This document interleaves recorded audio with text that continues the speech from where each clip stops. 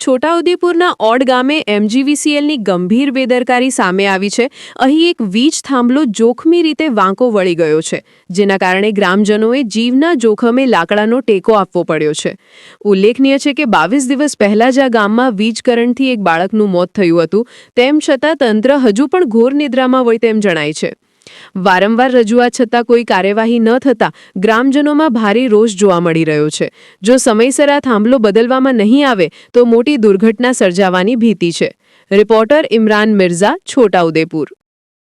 Mode ચોરોના feeder હવે આ થાંભલો પડ્યો થઈ ગયો અને પહેલાં 20 થી 22 દિવસમાં પણ અમારે એક આવો બનાવ બની ગયેલો છે અને હેલ્પરને 2 થી 3 વાર કીધું તો એ લોકો એમ કે થાંભલો પડી જાય તે અમે ઊભો કરીએ, તે જવાબદારી કોઈ લે। પછી આવા અનબનાવ બને પછી અમને એ લોકો એમ કહેવામાં કે અમને કીધું કેમ નહીં, એમ બરાબર। પછી અમને કહીએ 2-3 વખત કીધું તે હજુ એ લોકો આવ્યા નહીં। અને મેન હાઈવે રોડ, પછી અહીંયા બાળકો બી નિહારે ભણવા જતા આવતા હોય, પછી દુકાન નજીક છે અહીંયા બી આવતા હોય, પછી એ જવાબદારી કોણ લે? એટલે અમે તમને એમ કહેવા માંગે જલ્દી એનું નિરાકરણ લાવે, બરાબર।